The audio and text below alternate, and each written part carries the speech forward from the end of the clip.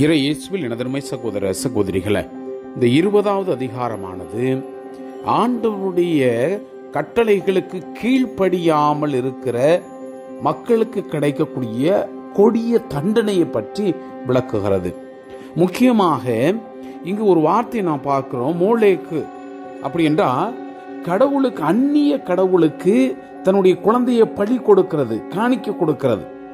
இந்த மாதிரி செய்பவன் கடுமையாக தண்டிக்கப்படுவான் அல்லது வெட்டப்படுவான் என்பதையும், அல்லது பாலியல் குற்றங்கள் செய்பவன், அது மற்றவர்களுடைய மனைவியிலோ அல்லது சகோதரி மீதோ அந்த பாலியல் குற்றம் செய்பவனும் கடுமையாக தண்டிக்கப்படணும், கொல்லப்பட வேண்டும். விபச்சாரத்தில் ஈடுபடுபவர்கள் கொல்லப்பட வேண்டும். அது மட்டுமல்ல, இன்னும் ஒருபடி மேலே போய் சொல்லுகிறார்கள் பாருங்க.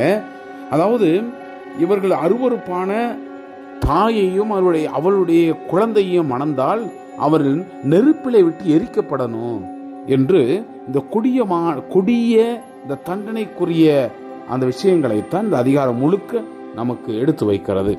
அன்பு சகோதரமே, இந்த கட்டளைகள் எல்லாமே நம்மை சீர்படுத்துவதற்காகத்தான், நம்முடைய வாழ்க்கையில ஒழுக்க நெறிகளை கடைபிடிப்பதற்காகத்தான். இந்த தண்டனை பார்ப்பதற்கு மிக கடுமையாக இருக்கலாம், இது இவ்வளவு கொடிய தண்டனை தேவையா என்று இருக்கலாம். ஆனால் அதுதான் அன்றைய காலகட்டத்திலும் மக்களை வழிநடத்தி இருக்கிறது, செம்மை செதுக்கி இருக்கிறது. எனவே நம்முடைய வாழ்க்கையிலும் இந்த ஒழுக்க முறைகள் மிக மிக முக்கியமானது என்ற அந்த நல்ல எண்ணத்தோடு இந்த அதிகாரத்திற்கு நாம் செவிமடுப்போம்.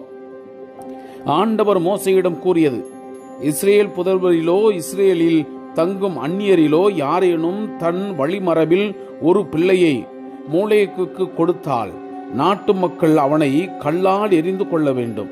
அவனை எதிர்த்து நான் என் முகத்தை திருப்பிக் கொள்வேன்.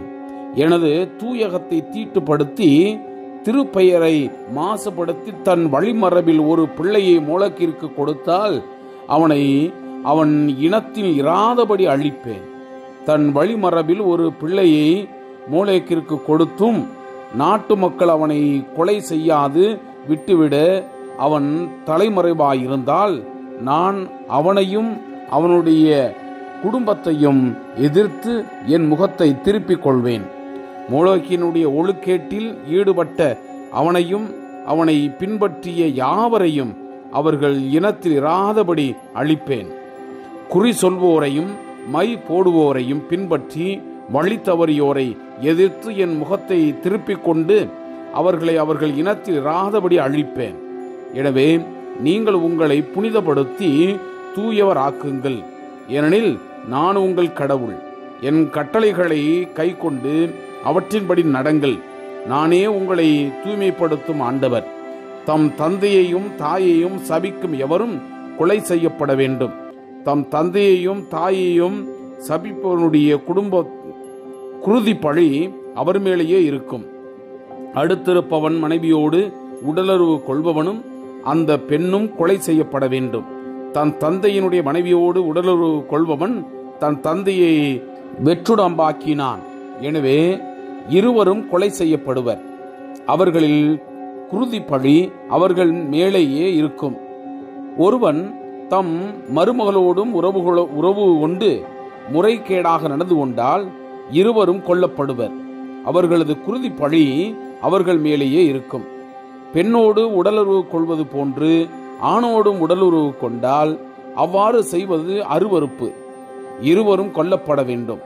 இருவனுடைய குருதி பழியும் அவர்கள் மேலேயே இருக்கும். ஒருவன் ஒரு பெண்ணையும் அவள் தாயையும் மணம் செய்தால் அது பெருந்தவறு.